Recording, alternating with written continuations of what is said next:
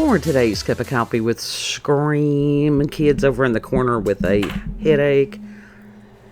He took medicines, but he's still not feeling like talking, so I'm going to talk, and he's in the room. It works better that way. Oh! Yeah, and I got to have an MRI today on my spine. My spine. And it was interesting, and the whole day was just weird. It was just weird, and it's like I was already running late for my appointment, and it's like they're like, get there 30 minutes early. Well, then make the appointment 30 minutes earlier. And even then, I'm just always up against it because there's so much stuff that can happen between our house and the hospital, any hospital. And today was one of those days because I was en route, and there was a detour.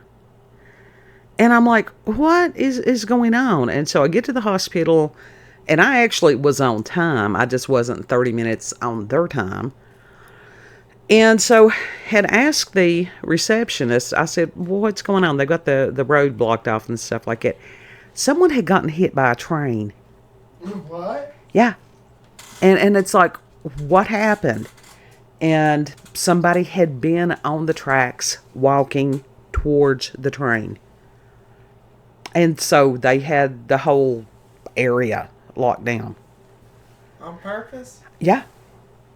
Yeah, anytime that there's any kind of railroad something, I'm sure that it's not just local people. Did they walk into it on purpose? They don't know. They don't know whether it was a suicide, whether they drug related. Don't know.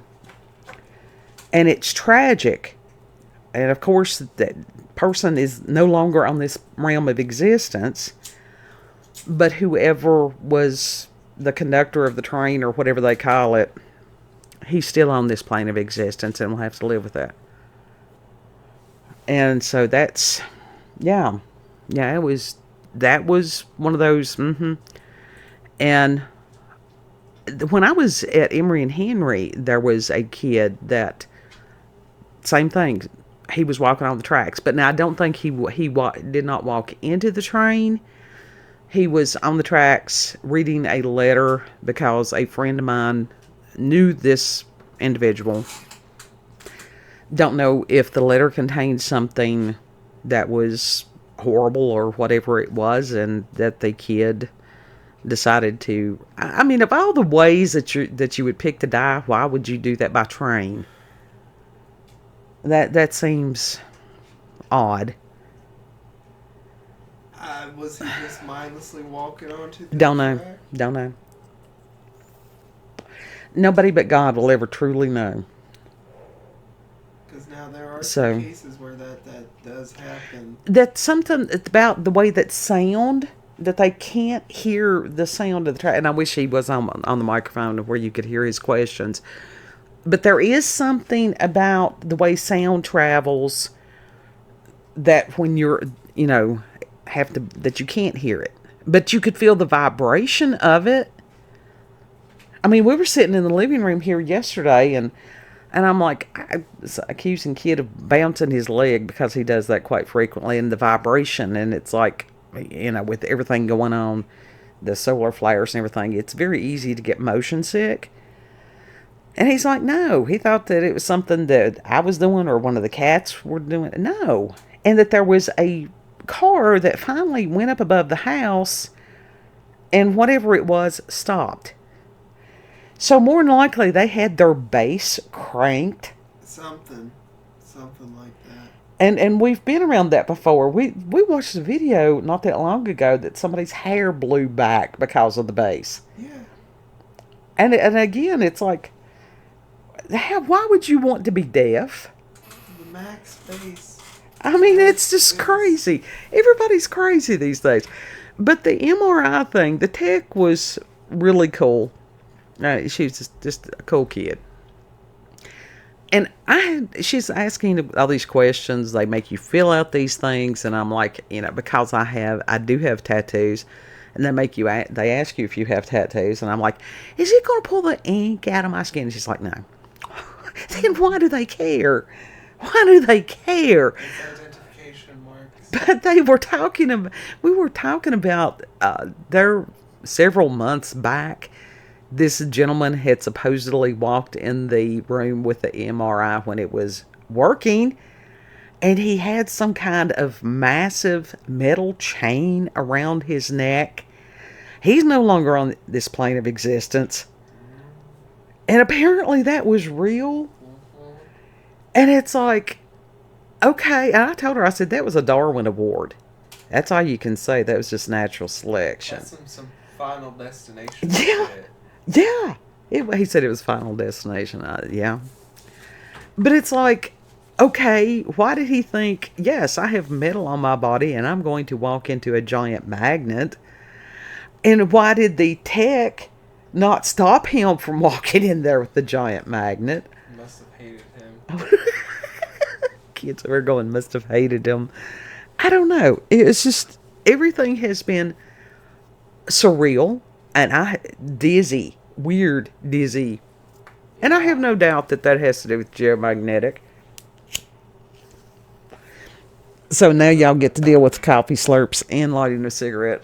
It's not been Y'all make yourselves at home. We at home here. But the hardest thing, my spine. Most of y'all that's been here for a while understand I've been having spinal problems for a while. And this is not new. But they make you lay flat on your back, which was a problem for me. Now, she did put one of those little wedge things under my legs, which relieved quite a bit of the pressure and stuff on my back. But not only was this a spinal problem that I got to lay still rather for 20 minutes, but I have ADHD, and even with the Stratera, I mean, they're going, Ain't fun. But it was there. She's like, you might hear like construction, and they give you little ear protectors to put in, like you're at the firing range. I probably could have done without the ear protectors. Then they give you a little set of headphones so you can listen to music. Oh, hell yeah. And she's like, what kind of music do you want? I said, I want Five Finger Death Punch. Huh? Because that sounds like the kind of music to listen to while you having an MRI. And she's like, good. I'm glad that somebody, at least you could name a group. And I thought I could name many. But the volume on it, plus the ear protectors, was so low. I could barely hear Ivan. Yeah, you tell them you crank that shit. Yeah, I wish I could have. And it's weird because the call button was this little, like, rubbery bulb syringe type thing. I'd have been squeezing the hell out of that. It should be, crank it up. I didn't do that. Crank that shit up, Maria. And Crank it wasn't like you're in just the tube. I mean, it's like part of me was in this tube thing, but you could still see the ceiling. And the picture that I used for today has got all this mood lighting on it. It didn't have that. I did suggest that they get lasers to go with so that you could look at that while you're having the thing. That would be good. Yeah. And so it wasn't horrible. One of those aqua lights. And the aqua lights would be good. But when the problem was when I had to try to get back up. Because that was when my back seized up. And I'm like, this is why I'm here. Yeah. At least they got to see it. Yeah. And so it was weird because I was explaining to her back years ago when I was in nursing and weighed about 115, 120 pounds. And they gave me a patient to move by myself. And this patient weighed probably over 300 pounds.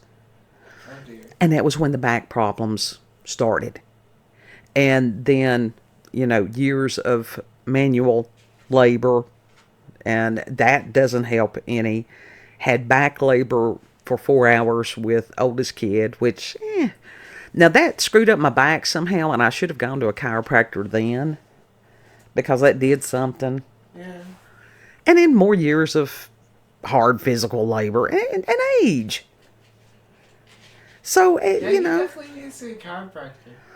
And I was explaining to her about, she said that she used to be a tech for a doctor that they did heart catheterizations. And so that they would have to, and you don't think about these things, that they would have to stand sometimes for hours in some of these rather awkward positions, or just standing for hours is hard on your back. Yeah. And that her back started to bother her. Now, she was a very thin lady. And she said that the doctor that she worked for, when her back started bothering her, she asked him if he had problems. And what he would do is that each night he would come and he would lay on the floor. And she said butterflies with his legs, which I'm assuming just, moving your legs up and down. And she said sometimes he would move them, just raise and lower them together and stuff. And it was strengthening those back muscles. And so I was telling her about, the possibility of going back to a gym and doing some weight training to help strengthen the back muscles, thanks to a post on X. Don't think that people don't read your stuff. Just because that you don't get comments or whatever it is, somebody may need the information that you've got to share. Yeah. So, yeah, so I had asked, about that and intend to take action on that in the next little bit. So that was the interesting day. Kid had locked his keys in the car. Fortunately, I carried the spare on my keys and was able to rescue him. Oh, God. I was asking people if they had a spring with a fish hook tied on the end. Oh, my God. You got one of those weird springs? What they call them? What was it? It was wasn't a flapjack. It was something else. I can't remember what it was. But on a lot of those cars, those things don't work on. Yeah, we had to holler at Omega that one time, and it didn't work. Didn't work.